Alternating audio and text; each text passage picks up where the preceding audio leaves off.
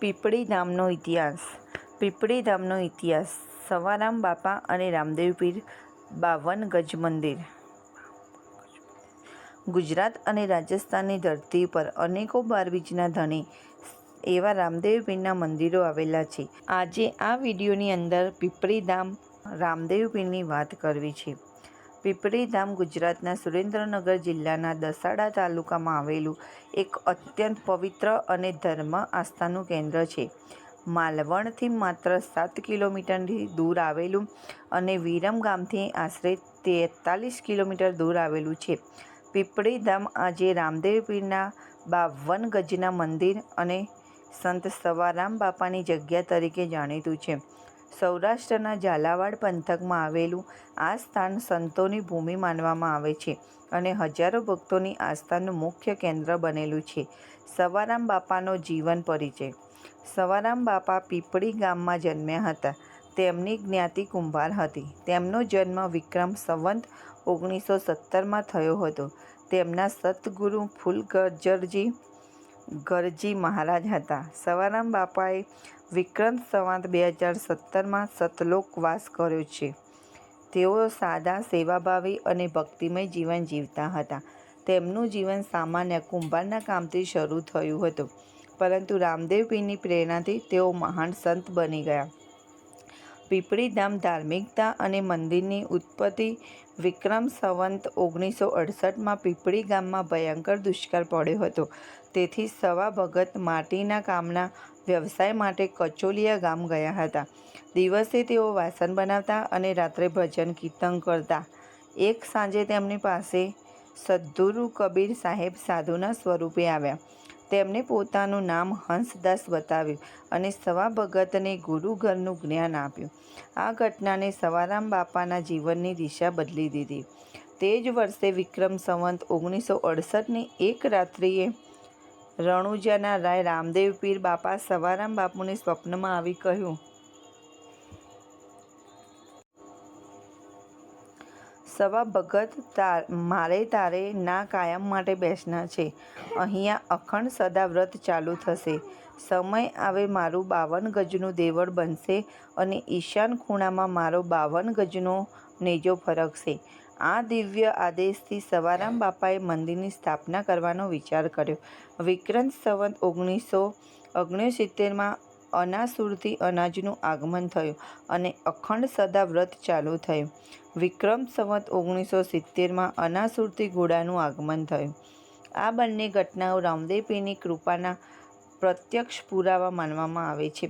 વિક્રમ સંવત 1972માં સવારામ સાહેબની મંદિરનું નિર્માણ કરાવ્યું અને મંદિરની અંદર ભગવાન રાધાકૃષ્ણની મૂર્તિ અને રામદેવજી મહારાજના મૂર્તિનું સ્થાપન સવારામ બાપા તેમજ ધર્મપત્ની જમુના અને નજીકના શિષ્ય જબુબા દ્વારા સંતો, મહંતો અને ભક્તોની હાજરીમાં ધામધૂમ કરવામાં આવી.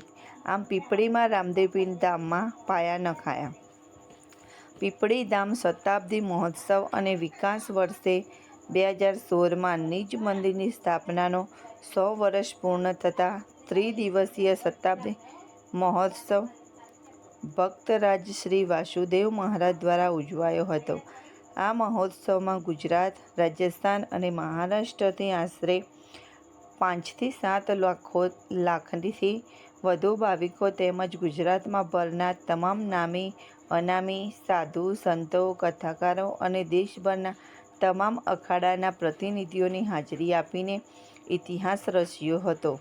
આ મહોત્સવ પીપળી ધામની મહાનતાનું પ્રતીક બની ગયો. પીપળી ધામ આકર્ષણ અને વિશેષતાઓનો. અન્ય મંદિરોમાં રામદેવ પીર ઘોડા પર બિરાજમાન હોય છે, પરંતુ અહીં 52 ગજના દેવળમાં સિંહાસન પર વિરાજમાન રામદેવ પીર બાપાની મૂર્તિ જોવા મળે છે. લોકો માને છે આવી પ્રતિમા ધરાવતું આ એકમાત્ર મંદિર છે. આ મંદિરનું નિર્માણ અને પ્રતિષ્ઠા ઈસવીસન 1997-98માં પૂર્વ બ્રહ્મનિષ્ઠ સદ્ગુરુ શ્રી બળદેવદાસ મહારાજના સાનિધ્યમાં ખૂબ જ ધામધૂમથી થયેલી હતી. બાજુમાં સવારામ બાપાના કુળદેવી આદ્યશક્તિ શ્રી વેરાઈ માતાજીનું મંદિર આવેલું છે. પીપળી ધામથી માત્ર 5 કિલોમીટર દૂર રામદેવ પીર બાપાનો વિસામો આવેલો છે. ત્યાં રામદેવ પીરનું દેવળ, રામા સરોવર અને શિવાલય પણ દર્શનીય માનવામાં આવે છે. અહીં પૂર્વ સવારામ સાહેબ અને પૂર્વ બળદેવદાસ બાપુની સમાધિ પણ આવેલી છે. રાધાકૃષ્ણ દેવ મંદિરમાં રામદેવજી મહારાજનો પુરાતન ફોટો અને ઘોડાની સ્થાપના જોવા મળે છે. રણુજાના રાય રામદેવ પીર મહારાજે સવારામ સાહેબની 52 ગજના પદ પીપળીએ પીરુના બેસાણમાં પડે છે. 2 શબ્દો સાકાર બનાવો અનુકૂળ બન્યો. પીપળી ધામમાં આદ્યશક્તિના સ્તંભનું સ્થાપન ઈસવીસન 2051માં થતાં અને આદ્યશક્તિ વેરાઈ માતાનું દેવળ ઈસવીસન 2051માં બનતા હવે પીર રામદેવજી મહારાજનું 52 ગજનું દેવળ બનવાનું નક્કી થઈ ગયું. ત્યારબાદ વિક્રમ સંવત 2051ના ચૈત્ર વદ 13ને બુધવારની તારીખ 29 માર્ચ 1995એ સવારે 9 વાગે બળદેવદાસ મહારાજ અને ગોદાવરીબેનના શુભ હસ્તે દેવળનું ભૂમિપૂજન થયું અને તારીખ 17 એપ્રિલ 1995એ સવારે 7 વાગે દેવળનો શિલાન્યાસ વિધિ થયો. પીપળી ધામ કાર્યક્રમ અને ઉત્સવો. દર પૂર્ણિમાએ ગુરુપૂજન, ભજન, સત્સંગ થાય છે. ઉપરાંત બીજ, ગુરુ પૂર્ણિમા, ભાદરવા સુદ નોમ, દસમ અને 11 તેમજ સવારામ બાપા અને બળદેવદાસ બાપાની તિથિ મહોત્સવ ખૂબ જ ધામધૂમથી ઉજવવામાં આવે છે. આ ઉત્સવોમાં હજારોની સંખ્યામાં ભક્તો દૂર દૂરથી આવે છે અને ભક્ત સત્સંગનો લાભ લે છે.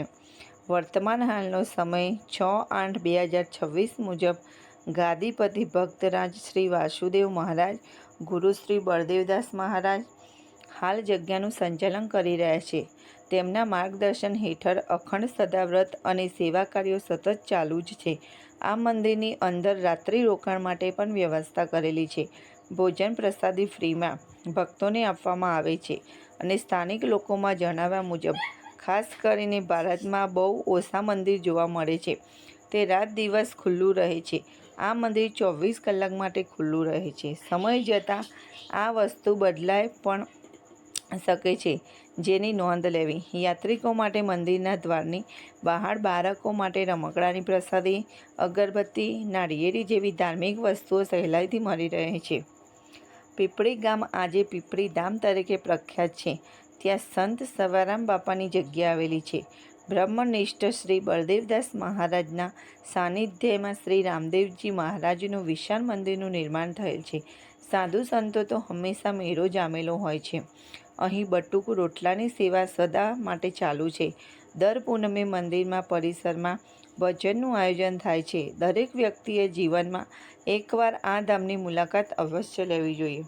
પીપળી ધામ નિષ્કળ પીપળી ધામ અને ભક્તિ, સેવા અને દિવ્ય પ્રેરણાનું જીવંતનું કેન્દ્ર છે. સવારામ બાપાની સાદી ભક્તિ અને રામદેવભાઈની કૃપાથી આ નાનકડું ગામ આજે લાખો ભક્તોની આસ્થાનું મહાધામ બની ગયું છે. અહીં આવતા ભક્તો મનોકામના પૂર્ણ થવાનો અનુભવ કરે છે અને ધાર્મિક શાંતિ મળે છે. રામદેવ પીરની હાજરા હજુર હાજરી અને સવારામ બાપાને સમર્પિત સેવાના આ ધામને વિશેષ મહત્વ બનાવે છે. દરેક વ્યક્તિએ જીવનમાં એકવાર આ પવિત્ર ધામની મુલાકાત અવશ્ય લેવી જોઈએ. અહીંની પવિત્રતા, સદાવ્રત અને ભક્તિનો માહોલ દ્રશ્ય જોવા મળે છે. નજીકના દર્શનીય સ્થળો: સ્વામિનારાયણ મંદિર, મૂળી ઇસ્કોન મંદિર, અમદાવાદ જગન્નાથ મંદિર, અમદાવાદમાં ચામુંડા માતા મંદિર ચોટીલા, વર્ણેન્દ્ર ધામ પાટડી. જય રામદેવ પીર.